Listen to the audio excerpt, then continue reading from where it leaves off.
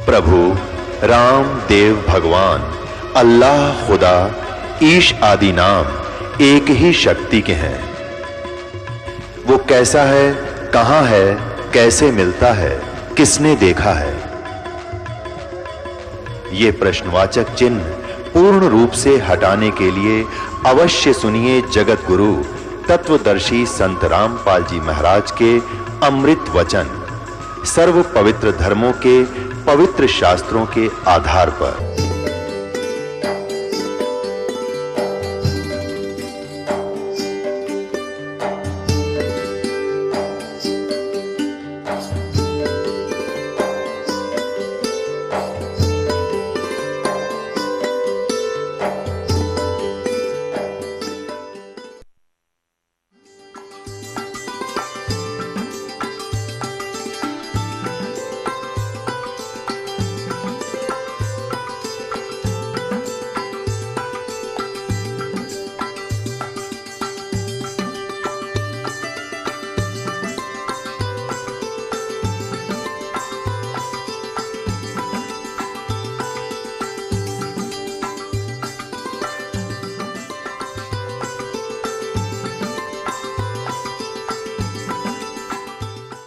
नजर नजर में मिल गई फिर किया ईस परिणाम। शंकर भगवान ने प्रणाम किया उसको, बच्चे को, जब अंदर देखी शक्ति पावर उसकी, और फिर कहा धन मोमन धन पूर्णा ये धन का सीनी काम। के धन है यह नगरी जहाँ पर ऐसा महापुरुष का जन्म हुआ। शिव भगवान आशीर्वाद संत रूप में बोल रहे हैं। फिर क्या कहा, 7 बार चर्चा करी ये बोले बालक बहने। शिव को कर मस्तक धरा ला मोमन एक धेनु ला, उसके सिर पर हाथ रखा किसके, नीरू के, और जा एक गां लिया कवारी। अनव्यावर को दूहत है दूध दिया तत्काले। पुणात्माओं 250 वर्ष पहले लिखी हुई वाणी है यह परमात्मा गरीबदास जी की कबीर साहब के विषय में। क्या कहा है, अनव्यावर को, बिना ब्याई को, कवारी को दूहत है दूध दिया तत्काले। पीवै बालक ब्रह्म गति ता शिव भय दयाले। अब ये तो आदरणीय गरीबदास साहिब जी के द्वारा परमात्मा ने कहा भी आपने पढ़ा था कबीर सागर में के 12वें पंथ में मेरी वाणी प्रगट होगी मेरी महिमा की फिर दोबारा। क्योंकि कबीर पंथियों ने कुछ अटकलबाजी ला के कबीर सागर में कुछ उल्ट पुलट कर दिया जैसा उनकी समझ में आया। काल के दूध थे वे। अब यहाँ जो परमात्मा ने कंवारी गाय का दूध पिया, वहाँ एक प्रकरण था कबीर सागर में और शिव जी के बारे में था। क्लियर नाम नहीं था, जैसे गरीबदास जी ने खोल दिया। उसमें ये लिखा था कि एक दूत आया। उस दूत ने पूछा कि माई क्यों रो रही है। तब उसने बताया, तो उसने परमात्मा ने ही खुद कहा उसको, दूत को यानी शिव जी को, देवदूत को, देवदूत समझ रहे थे बताए। और उसने फिर उसके आशीर्वाद से दूध दिया। जब बालक ने दूध पिया, उससे पहले यू नीरू गया था रामानंद के पास कि मेरे ऐसे एक बालक कमल के फूल पर मिला मैंने जंगल में, ये वो दूध ना पीता। महात्माओं के पास कुछ विद्या होती है, कुछ बताओ मुझे जतन जंतर मंत्र जिससे वो दूध पी ले। तो रामानंद ने अपना जो जंतर मंत्र बताया उसने कुछ नहीं पिया। उसने इतना जरूर बताया कि तेरे घर में जो बालक तुझे मिला है ये कोई सिद्ध पुरुष है, कोई ज्ञानी आत्मा है, ये ऐसा वैसा व्यक्ति नहीं है। इतना रामानंद ने नहीं पता था भगवान आ रहा है। तो यहाँ उन्होंने उस दूत को तो प्रकरण को हटा दिया और रामानंद जी से जोड़ने की चेष्टा की कबीर सागर में। अब दिखाता हूँ आपको।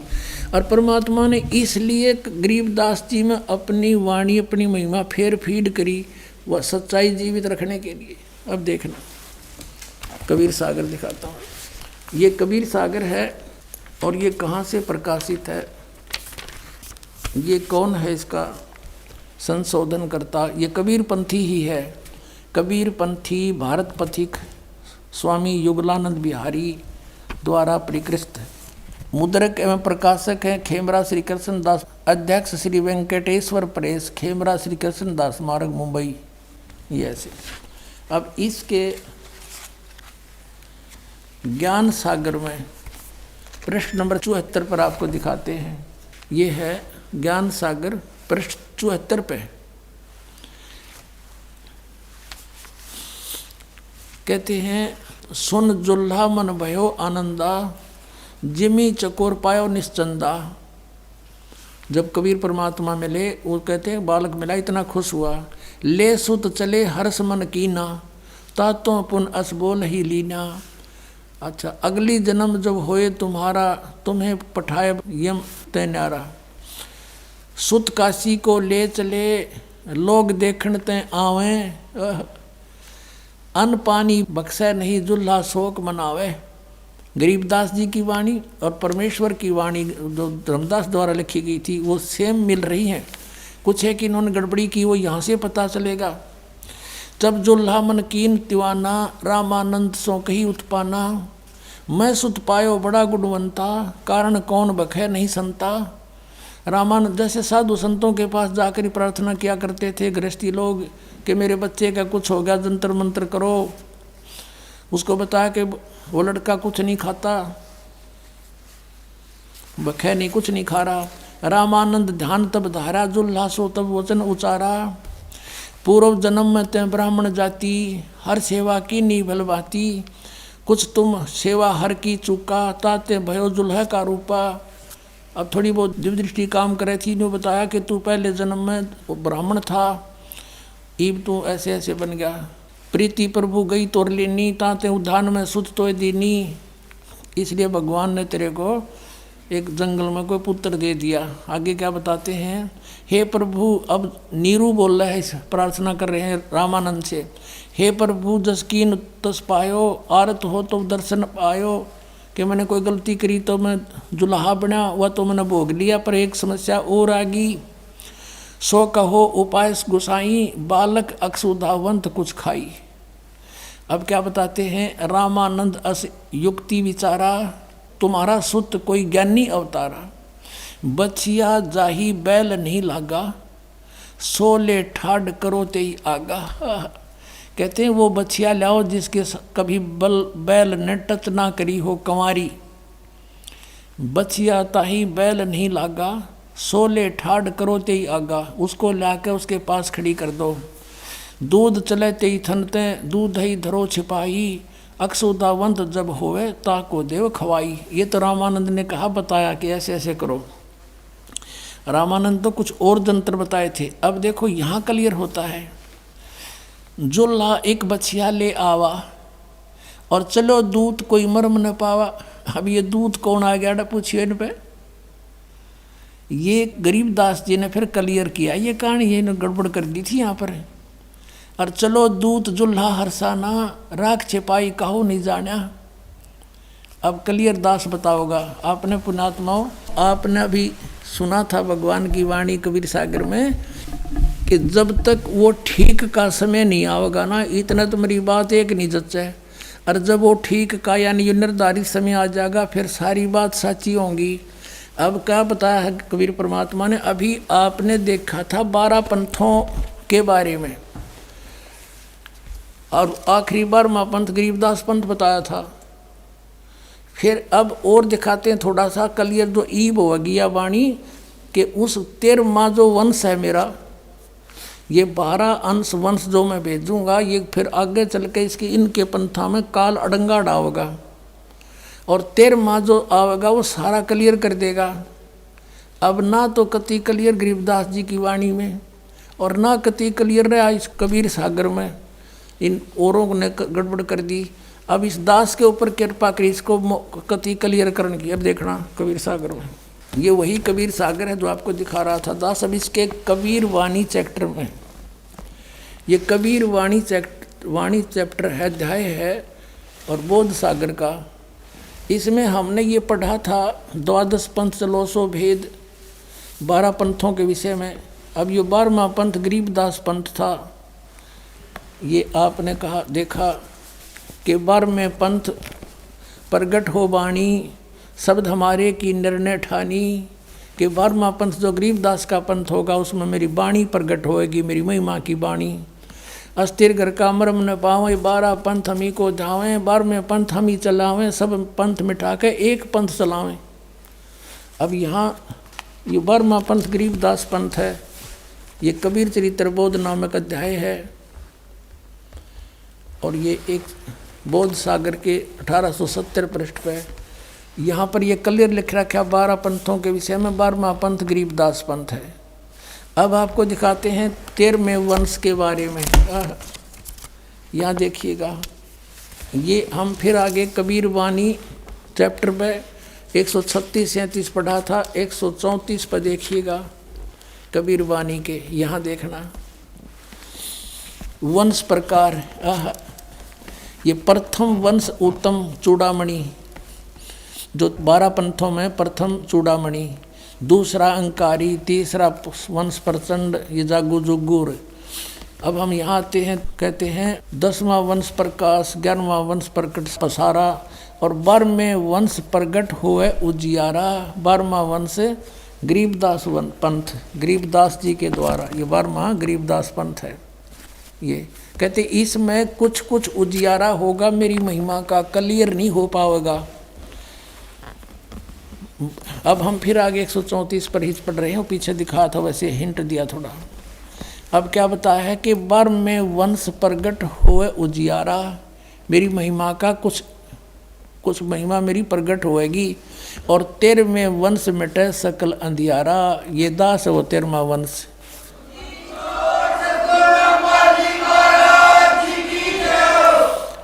एती दगा काल की समाई और तत् बिंदु की टेक रह जाई। काल इतनी दगा करेगा, कभी ग्रंथों न बदलवा होगा, दूतां से कदे कुछ करेगा, कहते ये सब कुछ करेगा लेकिन फिर भी उस तत् बिंदु की टेक रह जाई। अब दास बताओगा, जैसे आपको बता दिया कि अब आपको प्रमाण देते हैं कि जैसे आपको क्लियर कर दिया कि अन्न ब्यावर को दूहत है, दूध दिया तत्काल और पीवे बालक ब्रह्म गति तासी उभय दयाल। इतना तो हिंट दे दिया गरीबदास जी ने। और इसमें ये क्लियर पा गया कि जाके संग बैल नहीं लागा, वो बछिया लाना कंवारी। अब यही प्रमाण वेद बतावे, अहे आँखों देखा संत बतावे, परमात्मा की लिखी हुई महिमा बतावे। तो हु इज गॉड 2 मिनट में समझ में आ जाएगा, कबीर इज गॉड दिखाते हैं। अब देखना वेदों में,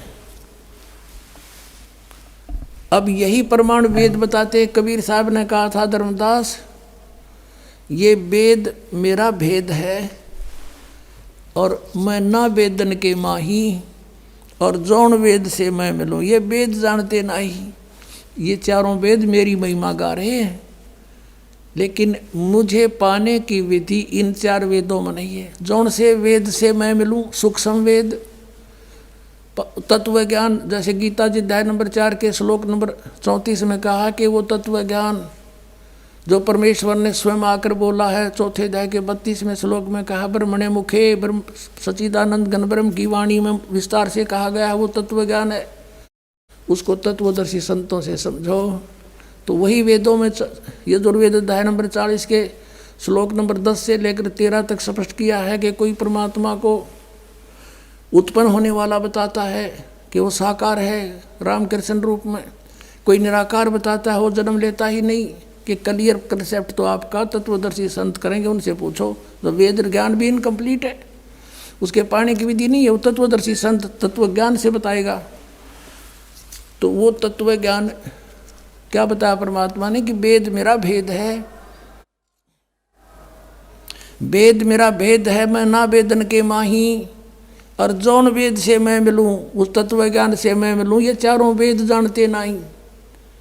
अब इन वेदों में परमात्मा की महिमा तो है कि कबीर इज गॉड, और वो भगवान ऐसी लीला किया करता है। जब शरीर धारण कराता है, स्वरूप धारण करता है, उसके परवरिश की लीला कंवारी गायों से होती है। ये देखना, ये ऋग्वेद 9-10 मंडल है, इसमें अनुवाद है, हिंदी अनुवाद भी किया हुआ है इन्होंने।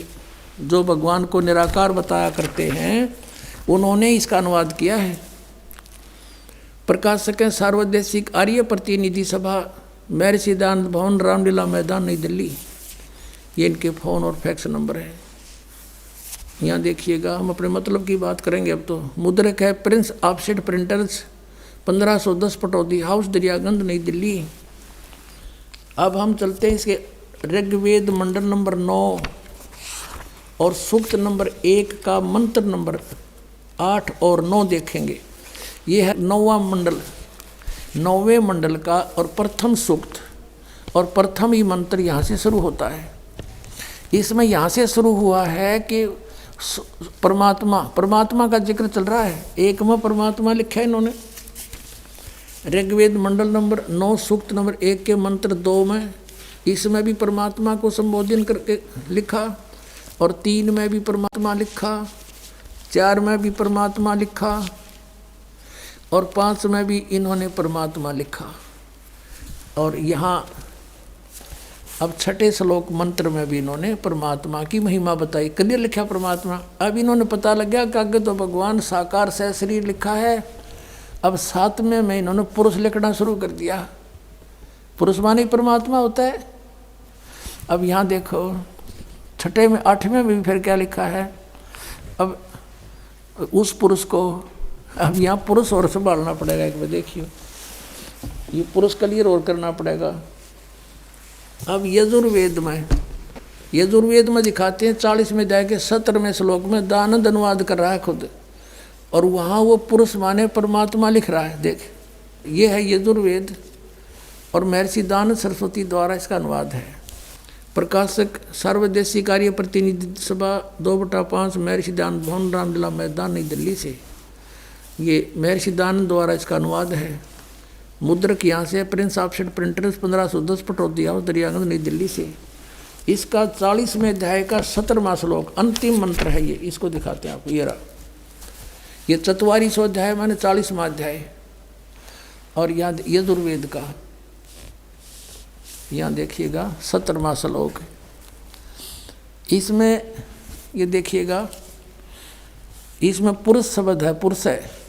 हे मनुष्यो, वेद ज्ञानदाता कह रहा है कि जिस ज्योत स्वरूप रक्षक मुद से, युकालत ज्योत स्वरूपी निरंजन है ही, अविनाशी यथार्थ कारण के आच्छादित मुख के तुल उत्तम अंग का प्रकाश किया जाता है। वह प्राण व सूर्य मंडल में पुरुष माने पूर्ण परमात्मा। अब पुरुष माने पूर्ण परमात्मा, वह तो गुप्त है, परोक्ष है। जैसे संसार रूपी वृक्ष की जड़ तो गुप्त रहती हैं, ऊपर सतलोक में, नीचे वृक्ष दिखाई देता है। अब पुरुष माने पूर्ण परमात्मा, बस इतना समझ लें। अब आपने ये कंसेप्ट क्लियर हो गया कि पुरुष माने परमात्मा। इन्होंने यहाँ पुरुष लिखा है तो हम इसको भगवान परमात्मा, पूर्ण परमात्मा शब्द है, इसका अर्थ है। ये देखना, ऋग्वेद में आ गया, हम यजुर्वेद रख दिया। ये ऋग्वेद 9-10 मंडल, और ये वहीं से प्रकाशित है जो अभी दिखाया था आपको। ये सार्वदेशिक आर्य प्रतिनिधि सभा, ये सारा वही है, ये वाला, ये ऋग्वेद है। अब ऋग्वेद मंडल नंबर 9 और सूक्त नंबर 1 के यहाँ तक 1 से लेकर 6 तक तो परमात्मा लिखते रहे। और यहाँ देखा है निदानंद तो निराकार बताओ था, राग साकार पा गया। यहाँ पुरुष लिखना शुरू कर दिया।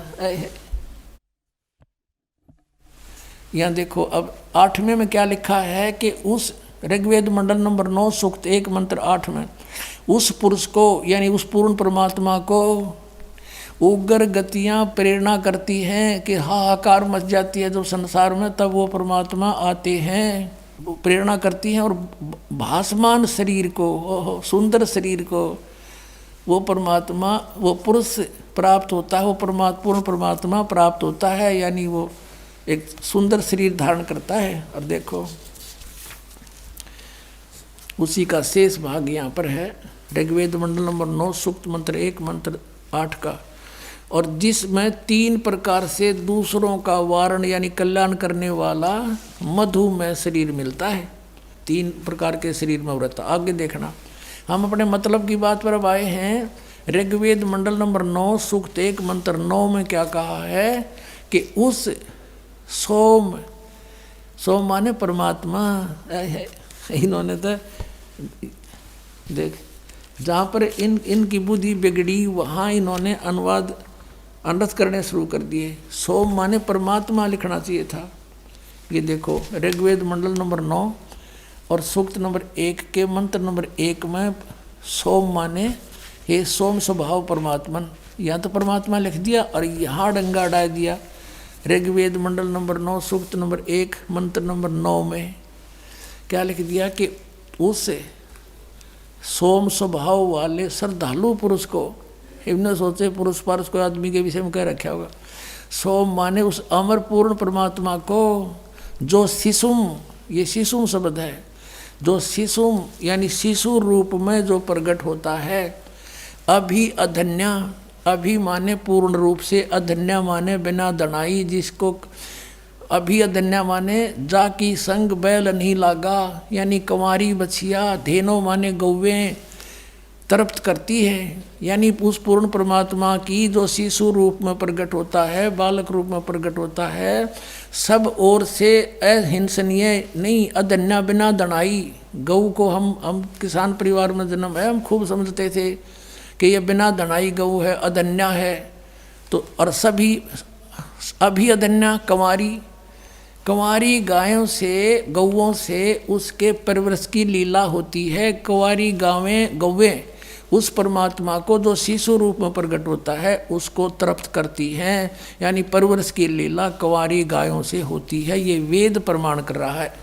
अनंत कोट ब्रह्मांड का एक रति नहीं भारे, सतगुरु पुरुष कबीर हैं ये कुल के सिरजनहारे। बोलो सतगुरुदेव।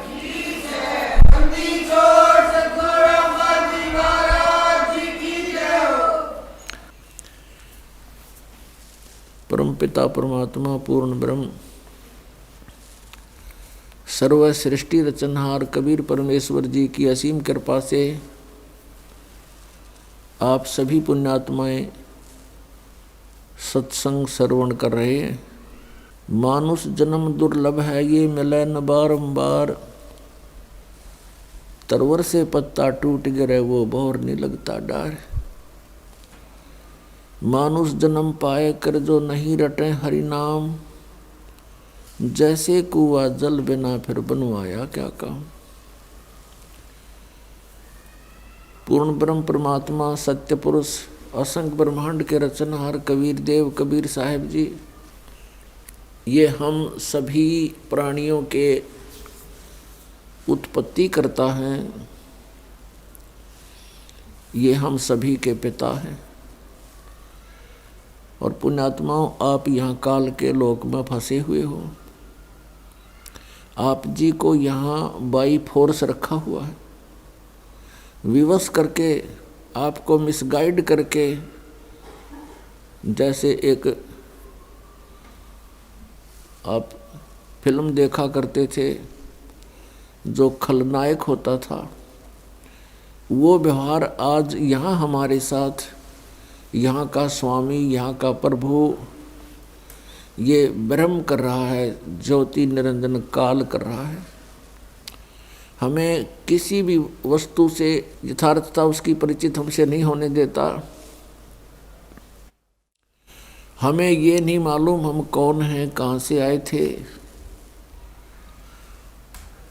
हमारे को ऐसा शरीर दे दिया, इसमें हर समय कोई ना कोई समस्या बनी रहती है। ऐसे लोक में हमारा जन्म कर दिया, यहाँ आपदाएं ही हैं। हिंसक पशु पक्षी बना दिए हमारे में से ही, एक दूसरे को प्रताड़ित करने के लिए। मच्छर बना दिए, मक्खी बना दी, और भी भयंकर बिच्छू बना दिए, बिरड़ और ततैये बना दिए, सर्प बना दिए, जंगली जानवर शेर बना दिए। हम यहाँ काल के लोक में रह रहे हैं और काल हमारे साथ प्रतिशोध ले रहा है। उस परमेश्वर का, कबीर परमात्मा से प्रतिशोध ले रहा है और हमें परेशान कर रहा है।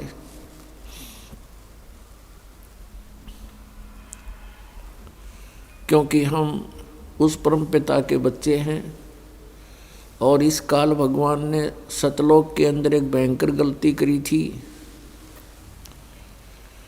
जिसके कारण इसको 21 ब्रह्मांड समेत वहाँ से निष्कासित कर दिया था। और हमने भी एक भयंकर भूल करी थी, जिस कारण से हम भी इसके साथ यहाँ आ गए। अब ये हमें इसलिए परेशान करता है कि इनका पिता दुखी होगा इनके दुख को देख देख के। आप देख रहे हो पुण्यात्माओं, कोई भी प्राणी इस संसार में सुखी नहीं है। और कोई ये सोचता है कि मैं सुखी हूँ, इस झूठे सुख को सुख भी मान बैठा है। अच्छी पोस्ट है, कोई अच्छा प्रधानमंत्री बना है, मुख्यमंत्री बना है, और वो ये सोचता है इस झूठे सुख को कि मैं बहुत सुखी हूँ। अन्य दूसरे लोग भी ये सोचते हैं कि भाई इसकी तो बड़ी मौज माचरी है। अब हमने उस झूठे सुख के आधार से वो बहुत सुखी और बहुत ही प्रभावशाली प्रभुता युक्त प्राणी नजर आता है, और एक सेकंड में ना जाने के घटना घट जाए उसके साथ में। और सत भक्ति ना करने से फिर वही प्राणी जो आज मुख्यमंत्री प्रधानमंत्री के पद पर विराजमान है, नेक्स्ट जीवन उसका गधे और कुत्ते का होगा। ये विधान है परमात्मा का। आप बहुत सा प्रमाण देखते हो, समाचार पत्रों में भी पढ़ते हो, सुनते भी हो, टीवी पर देखते हो। कोई बहुत बड़ा सेठ दुर्घटनाग्रस्त हो जाता है या किसी बीमारी से मृत्यु को प्राप्त होता है। जैसे एक मुख्यमंत्री हेलीकॉप्टर से जा रहा था, उसके कितने इरादे थे, कितनी इच्छाएं थी, कहाँ उनके लिए गले में डालने के लिए हार लिए खड़े थे लोग। रास्ते में दुर्घटनाग्रस्त होकर हेलीकॉप्टर से ही गिर के मृत्यु होगी, क्रश हो गया हेलीकॉप्टर। तो यहाँ परमात्मा कहते हैं आप यहाँ इस झूठे सुख को सुख मान बैठे हो। यहाँ पर सुख नाम की वस्तु नहीं है। हमने इन हल्के दुखों को ही सुख मान लिया। हम इसी को सुख मान कर इसी में व्यस्त हैं, मस्त हैं। परमात्मा ने आके हमें ज्ञान कराया है कि तुम यहाँ के रहने वाले नहीं हो, तुम सतलोक में रहा करते थे, और जो सुख तुम यहाँ इस जैसे कोई कीट कीड़ा और नमक की बोरी में गिर जाता है, और वहाँ वो उस नमक की बोरी में और टेस्ट ढूंढता है बुरा वाला, कभी नहीं मिल सकता, सपने में भी नहीं हो सकता। आज हम इस नमक की बोरी में पड़े हैं और हम बुरा का टेस्ट ढूंढ रहे हैं। बुरा का टेस्ट तो पुण्यात्माओं बुरा की बोरी में ही मिलेगा। वह बुरा की बोरी है सतलोक, सचखंड, उस अमरलोक। और जब तक उस बुरा की बोरी में हम नहीं गिरेंगे वो टेस्ट आ ही नहीं सकता, चाहे कितनी कोशिश कर लेना। समझदार को संकेत बहुत है। और परमात्मा ने आके बताया है कि वो सुख जिसे तुम छोड़ आए, अब तुम्हें वो याद आ रहा है, यहाँ वो मिल नहीं सकता। इस काल भगवान ने आप जी को मूर्ख बना रखा है, धोखे में रखा हुआ है।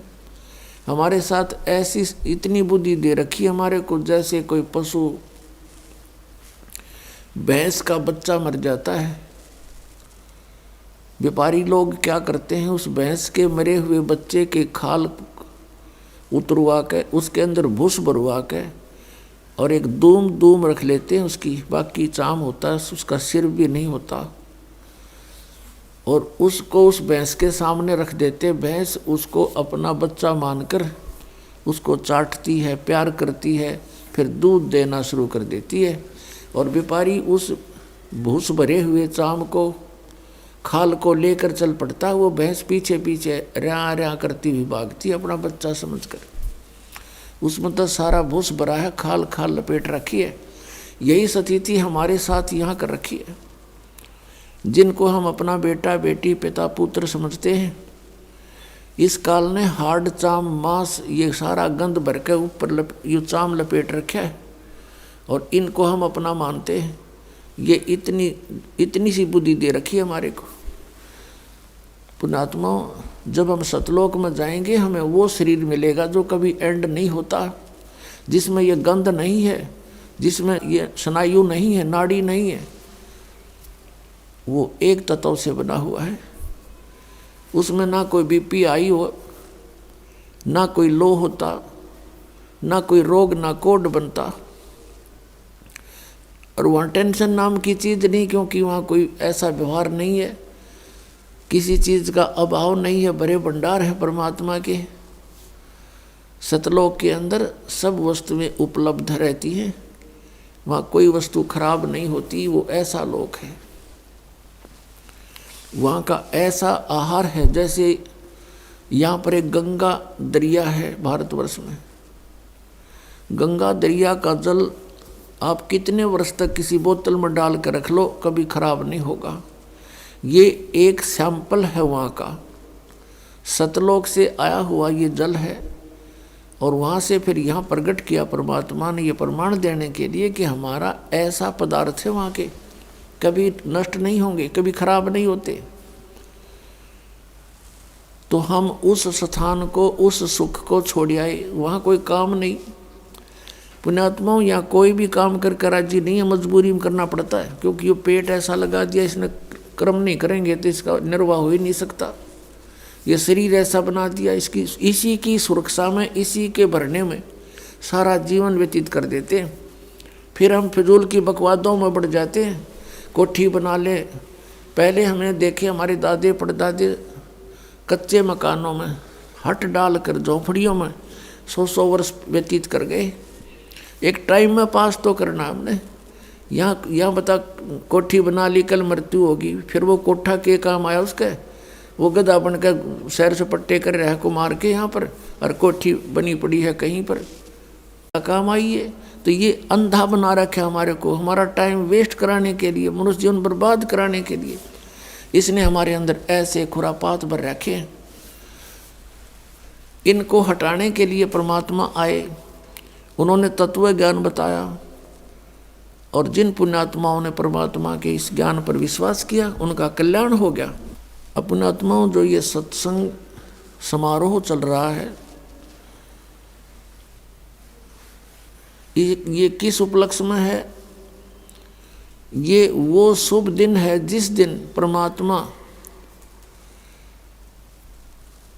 आदरणीय गरीबदास साहिब जी को गांव छुड़ानी जिला झज्जर में एक जंगल में मिले थे, जहां गरीबदास साहिब जी 10 वर्ष के बालक और साथ में अन्य पाली गौवें चरा रहे थे जंगल में, अपने ही खेतों में। वो परमात्मा सतलोक से चलकर आए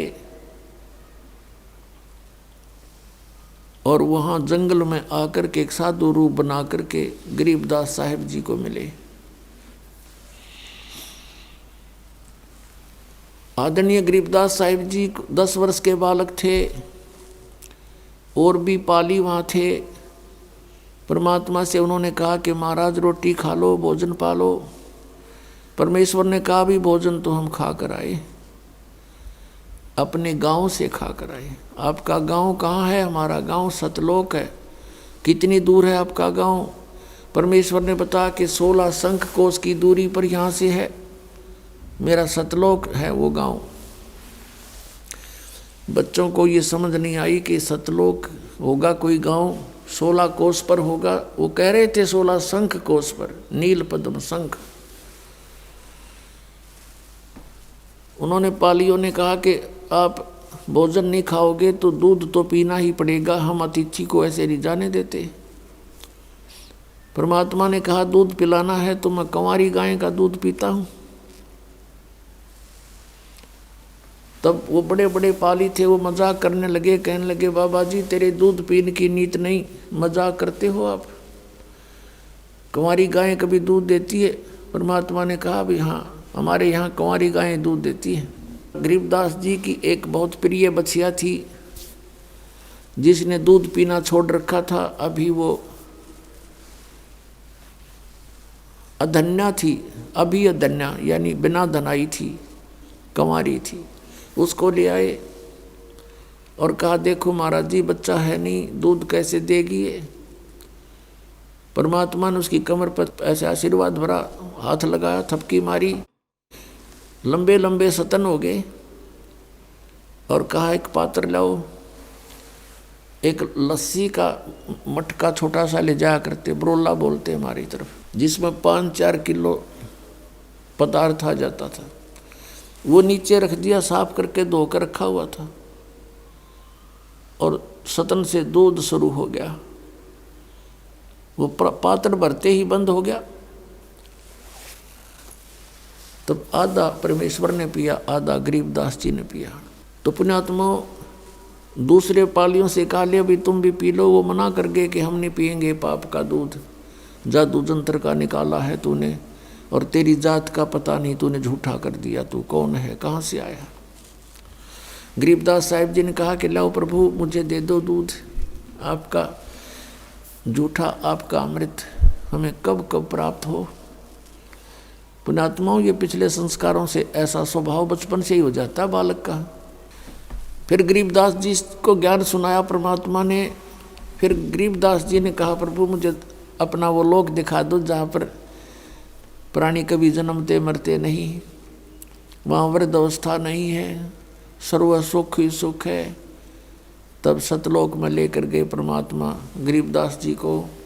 शरीर वहीं रह गया, उसको मृत जान करके चिता पर रख दिया। गांव वालों ने, कुल के लोगों ने जलाना चाहा, संस्कार करना चाहा। तब तक परमात्मा ने सब ब्रह्मांडों का उसको भ्रमण करा के अपनी सतीथि से परिचित करा के वापस छोड़ दिया। और 10 वर्ष के बालक जीवित हो गए। उसके बाद गरीबदास साहिब जी ने आंखों देखा उस परमात्मा का वर्णन कहा, जो आज सभी वेदों से भी मिलता है और सभी सदग्रंथों से मेल खाता है। सब संतों की जिनको परमात्मा प्राप्ति हुई वाणी एक जैसी ही है। ये वो शुभ दिन है पुण्यात्माओं। परमात्मा ने स्वयं दया करी, अपनी प्यारी आत्मा आदरणीय गरीबदास साहिब जी को ये ज्ञान दे दिया, जिससे हम आज अपने परमात्मा को पहचान सकेंगे। और वो समाधान दे दिया इसमें जो अभी तक किसी को प्राप्त नहीं था, वो सतनाम और सारनाम। सतनाम ये 2 अक्षर का है और आदि नाम ये गुप्त है, ये दास बताएगा। इन 3 मंत्र हैं ये, ओम तत्सत, जैसे श्रीमद् भगवद गीता अध्याय नंबर 17 के श्लोक 23 में प्रमाण है, ओम तत्सत। ओम तो सरपुरुष का यानी ब्रह्म का, ये तो सार्वजनिक है, सीधा ही यही ओम मंत्र है। तत् और सत ये सांकेतिक है, ये कोड वर्ड है, ये दास बताएगा। तो इन तीनों मंत्रों से मोक्ष होगा। 2 मंत्र ओम और तत् मिलके ये सतनाम बनता है 2 अक्षर का। और आदि नाम वो सार नाम है, वो अलग है। वो उस समय आपको दिया जा सकता है जिसमें आपकी भक्ति इस सतनाम के जाप का ढेर लग जाएगा। अब जैसे आज उन पुण्यात्माओं को बुला रखा है जिनको सार नाम दिया जाएगा, उनसे प्रार्थना है कि वो उतावले ना हो और इस दास के प्रत्येक जो भी क्रिया है या जैसा भी आदेश है उसका पालन करते रहें, क्योंकि डॉक्टर सबका हितैषी होता है। जितने भी पेशेंट उसके उपचाराधीन होते हैं उसको सब का पता होता है किसको किस समय कौन सी डोज देनी होती है। और मरीज उतावला ना होना चाहिए, क्योंकि डॉक्टर कोई अनजान नहीं है।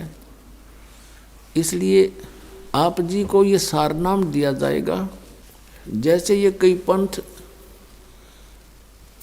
देते हैं, ये नकली नाम देते हैं डुप्लीकेट काल के, ओंकार, निरंकार, ज्योति निरंजन, सोहम और सतनाम, ये मोक्ष के मंत्र नहीं है। कोई मंत्र देता है अकाल मूर्त शब्द स्वरूपी राम सतपुरुष, ये मंत्र बना लिए इन्होंने। और ये वही जैसे राधा स्वामी वाले, आगरा और ब्यास वाले, दिल्ली वाले, छतरपुर वाले और ठाकुर जी वाले और जय गुरुदेव मथुरा वाले, ये सभी ये 5 नाम देते हैं, ओंकार, निरंकार, ज्योति निरंजन, सोहम और सतनाम। परमात्मा कहते हैं कि सोहम शब्द हम जग में लाए और सार शब्द हमने गुप्त छुपाए। ये सोहम शब्द देने का कोई भी अधिकारी नहीं इस पृथ्वी पर, ये डुप्लीकेट काम कर रहे हैं सारा।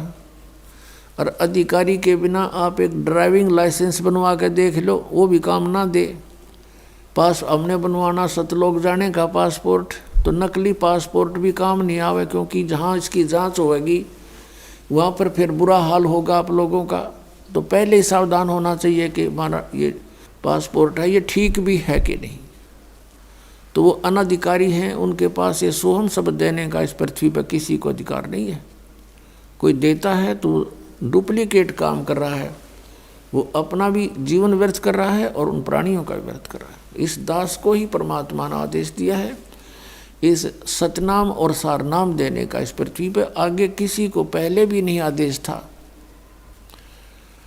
जिन महापुरुषों को परमात्मा मिले उनको कहा तुम स्वयं जाप करो, पर आगे किसी को ये मंत्र बताना नहीं। उनका कल्याण हुआ। जैसे कौन कौन है उनमें? आदरणीय धर्मदास साहिब जी, आदरणीय मलुकदास साहिब जी, आदरणीय दादू साहिब जी, आदरणीय नानक साहिब जी, आदरणीय गरीबदास साहिब जी, आदरणीय गीसा दास साहिब जी। अब ये आदरणीय धर्मदास साहिब जी बांधवगढ़ के रहने वाले थे, मध्य प्रदेश के। ये बहुत बड़े सेठ थे। आदरणीय मलुकदास साहिब जी ये किसान थे, खत्री गोत्र से, यानी अरोड़ा जाति से। और आदरणीय दादू साहिब जी ये तेली थे, तेल का काम करते थे, कोल्लू चलाते थे बैलों से। आदरणीय गरीबदास साहिब जी ये किसान थे, जाट जाति से, गांव छुडानी, जिला जज्जर, हरियाणा से। आदरणीय गीसा दास साहिब जी ये भी किसान थे, लेकिन ये चमार जाति से थे, किसान, इनके पास जमीन थी। और गांव खेकड़ा, जिला मेरठ, उत्तर प्रदेश से। इन महापुरुषों को परमात्मा मिले।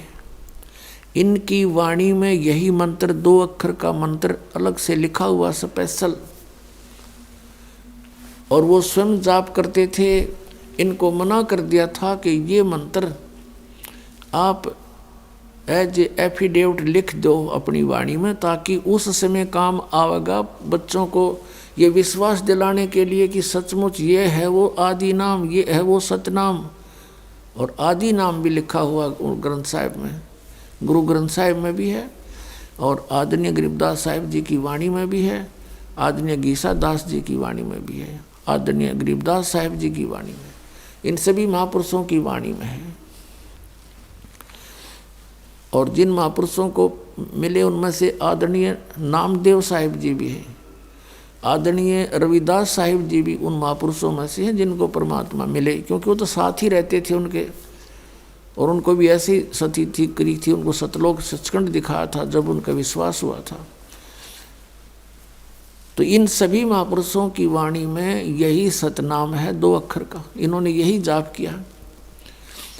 अब जैसे एक बार धर्मदास साहिब जी से कहा था परमात्मा ने कि धर्मदास तो 1,00,000 दुहाई, और ये सार नाम किते बार ना जाई, और सार नाम जय बार जो पढ़ी, ये बिचली पीढ़ी हंस नी तरही। फिर कहा कि धर्मदास मोरी लाख दुहाई, ये मूल ज्ञान कहीं बार ना जाई, मूल ज्ञान बार जो पढ़ी बिचली पीढ़ी हंसनी तरही, मूल ज्ञान तब तक छुपाई जब तक द्वादश पंथ मिट जाई। तो इतना सख्त आदेश दे दिया था कि लाख दुहाई, लाख दुहाई, ये सतनाम किसी को बताना नहीं। अब ये परमात्मा जो है, पूर्ण परमात्मा, जैसे इनकी गुणों में लिखा हुआ है, परमात्मा के गुण वेदों में विद्यमान हैं और उन महापुरुषों की अमरवाणी में विद्यमान है जिनको परमात्मा सीधे आकर मिले और सचखंड सतलोक से परिचित करवाया, उनमें भी प्रमाण है।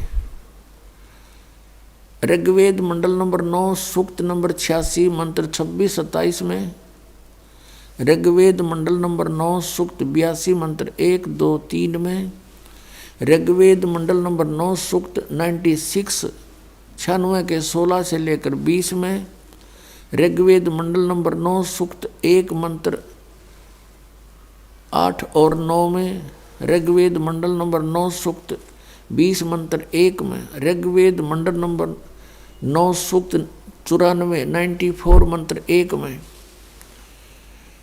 और भी बहुत सारे ढेर सारे प्रमाण हैं वेदों में कि वो परमात्मा कबीर देव, हम उसको कबीर साहब कहने लगे। कबीर परमात्मा, देव कहो, साहब कहो, अल्लाह कहो, गॉड खुदा कहो, वो कबीर साहब परमात्मा ऊपर तीसरे मुक्ति धाम में यानी सतलोक में रहता है।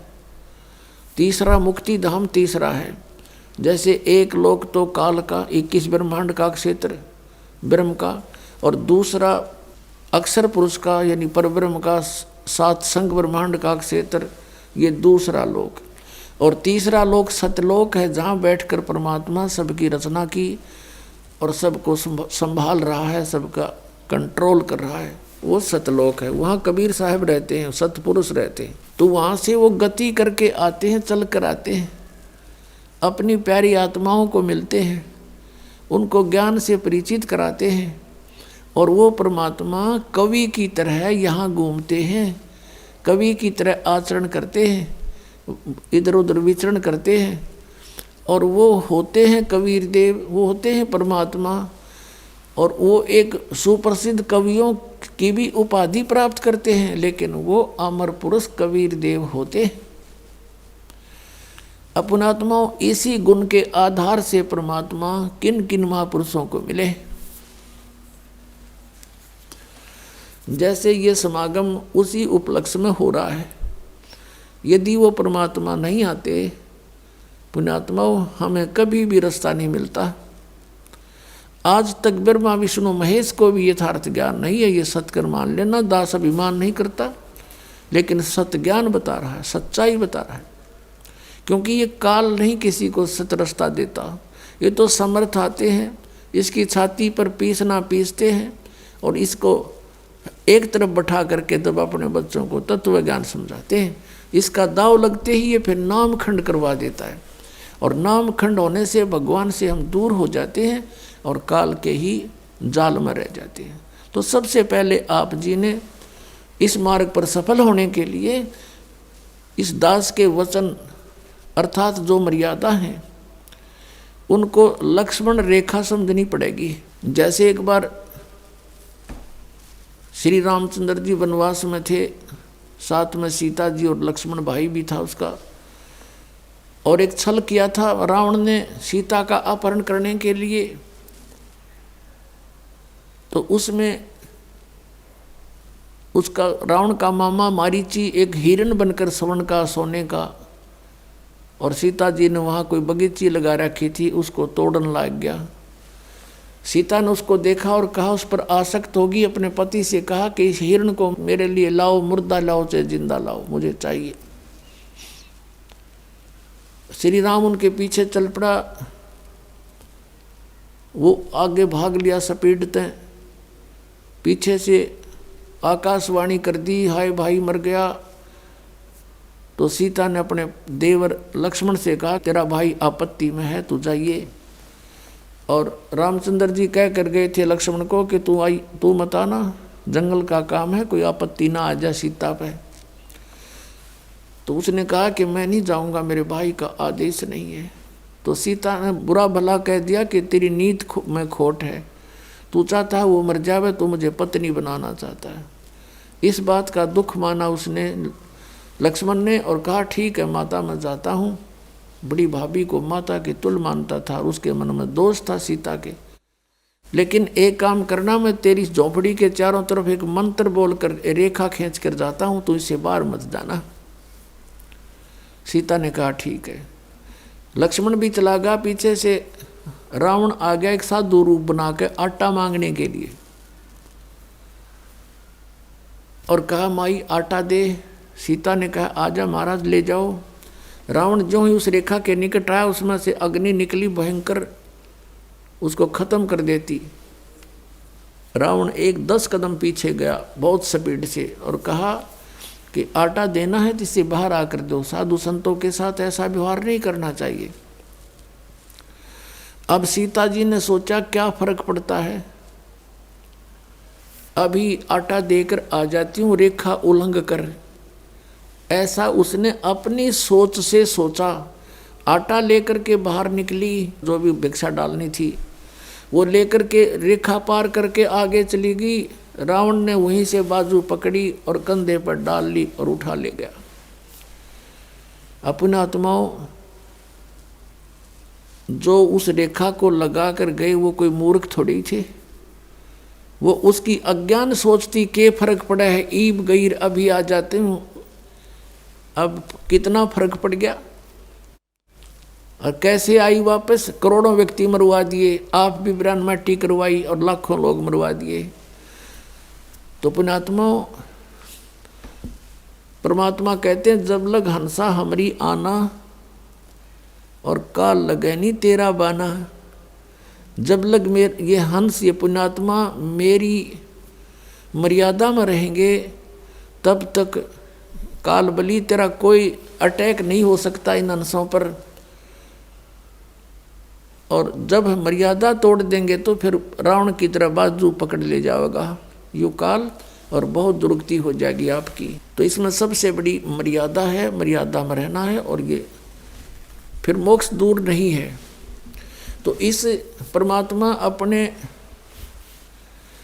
उस विधान अनुसार अच्छी आत्माओं को आकर मिलता है, सतलोक से चलकर आता है। उनमें से किन किन महापुरुषों को मिले, और उसमें यह भी लिखा कि वो दृढ़ भक्त को मिलता है, नकली को नहीं मिलता। उनमें से कौन कौन भक्त हैं जो अभी आपको वर्णित किए। अब पुण्यात्माओं ये 7 दिवसीय सत्संग इसीलिए किया गया है कि इसमें हम विशेष डिटेल से आपको सत्संग सुना सकें, क्योंकि ये इतना विस्तार से ज्ञान देना पड़ता है, उस अज्ञान को हटाना पड़ता है, वो रेग मार लगाना पड़ता है जो अज्ञान हमने ठोक रखा है, भर रखा है हमारे अंदर उस अज्ञानी संतों ऋषियों ने। उसके साथ साथ ये ज्ञान सुनाकर, ये प्रमाण दिखाकर, सदग्रंथ दिखाकर, महापुरुषों के महिमा सुना करके वो रेग मार लगाया जाता है और फिर यथार्थ ज्ञान ओरिजिनल पेंट आप पर किया जाता है। यदि जरा सा भी पुराना रंग आपके ऊपर रह गया तो ओरिजिनल पेंट को वो टिकन नहीं देगा, सेट नहीं होने देगा। इसलिए इतनी मेहनत ये दास करता है, बार बार समझाने की चेष्टा करता है, बार बार प्रमाण देता है, रह रह कर वो कथाएं सुनाता है जो आपके हृदय में जमा हो जाए, जैसे ये पुराना रंग जमा हो चुका है और वो निकल जाए, ये समा जाए। अब ये जो दिन है ये बहुत शुभ दिन है। कौन सा दिन? जिस दिन परमात्मा पृथ्वी पर आते हैं और महापुरुषों को मिलते हैं, जैसा कि वेदों में प्रमाण है, आपने देखा।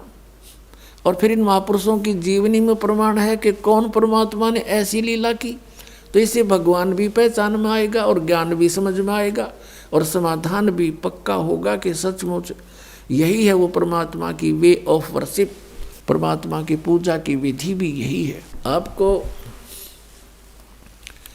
अब आदरणीय नानक साहिब जी को परमात्मा मिले ये अमर कथा सुनाते हैं, सत्य कथा। आदरणीय नानक साहिब जी पश्चिमी पाकिस्तान, पहले ही सारा भारत ही था, गांव तलवंडी कालूराम मेहता खत्री अरोड़ा के घर पर इनका जन्म हुआ। वो पेशे से पटवारी थे और नानक साहिब जी बहुत ही पिछले संस्कारी थे, उसके जन्म हुआ उनके यहाँ पर। आदरणीय नानक साहिब जी के पिछले 2 जन्मों की जानकारी दास को और है, जो सदग्रंथ में लिखी है, आदरणीय गरीबदास साहिब जी ने बताई है। सतयुग में यही पुण्यात्मा राजा अम्बरीश थे, बहुत बड़े धर्मात्मा धार्मिक विष्णु जी के उपासक थे। त्रेता युग में यही राजा जनक हुए, वो भी विष्णु जी के बहुत अच्छे उपासक थे। और फिर अपने पुनों को स्वर्ग में समाप्त करके फिर ये कहाँ जन्मे? श्री कालूराम मेहता खत्री अरोड़ा के घर पर। पहले ये राजा थे, पुण्यकर्मों के कारण इनके सैकड़ों हजारों नौकर रहा करते थे और सत साधना ना मिलने से पुनों को अक्षीण करके यही आत्मा फिर स्वयं एक सुल्तानपुर शहर में नवाब के यहाँ नौकर लगे। पुण्यात्मा श्रीमद् भगवद गीता अध्याय नंबर 4 के और श्लोक नंबर 32 में कहा कि परमात्मा स्वयं आकर ही वो ज्ञान प्रदान करता है, विस्तार के साथ कहता है और वो तत्व ज्ञान होता है। उस तत्व ज्ञान के समझने के बाद गीता अध्याय नंबर 7 के श्लोक नंबर 29 में कहा है कि जो व्यक्ति मेरे इस ज्ञान का आश्रय ले लेता है, तत्वदर्शी संत के पास पहुंच जाता है, उस ज्ञान से परिचित होता है, तो वो फिर केवल जरा और मरण से छूटने का ही प्रयत्न करता है, क्योंकि वो उस तत्ब्रह्म से और सारे अध्यात्म ज्ञान से और सभी कर्मों से परिचित हो चुका होता है। तो आप जी को सारे अध्यात्म ज्ञान से और सभी कर्मों से भी साथ साथ परिचित कराना पड़ेगा दास ने, क्योंकि दास वो तत्वदर्शी संत है और परमात्मा ने बनाकर आपके लिए भेज रखा है। जैसे गीता जी अध्याय नंबर 8 के श्लोक नंबर 16 में कहा कि ब्रह्मलोक पर्यंत सभी प्राणी पुनरावर्ती में हैं, यानी ब्रह्मलोक इस ब्रह्म का अंतिम मोक्ष स्थान है। और गीता जी अध्याय नंबर 8 के श्लोक नंबर 13 में कहा है कि ओम इति एकाक्षरम ब्रह्म व्यवहारण माम अनुस्मरण ये परियाति तदन देहम सयाति परमाम गतिम। मुझ ब्रह्म का केवल एक ओम मंत्र है, नथिंग एल्स, यही एक मंत्र अक्षर है, एक अक्षर का मंत्र है। और जो इसको अंतिम श्वास तक सुमन करता हुआ शरीर छोड़कर जाता है तो परम गति को प्राप्त होता है। कौन सी परम गति? जो ओम से ब्रह्म गति होनी है। ओम से ब्रह्मलोक, ब्रह्मलोक में गए हुए प्राणी भी पुनरावर्ती में। और गीता जी अध्याय नंबर 4 के श्लोक नंबर 5 और 9 में, गीता अध्याय नंबर 2 के श्लोक 12 में, गीता अध्याय नंबर 10 के श्लोक नंबर 2 में गीता ज्ञानदाता कहता है कि अर्जुन तेरे और मेरे बहुत जन्म हो चुके, तू नहीं जानता मैं जानता हूँ।